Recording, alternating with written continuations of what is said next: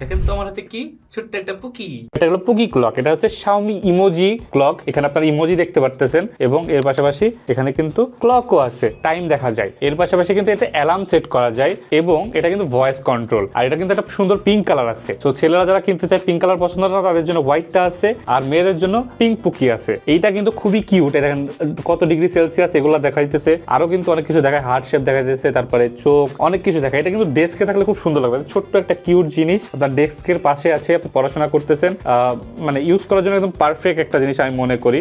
আর এতে কিছু আছে, এগুলা আই গেস রিংটোন টাইপের।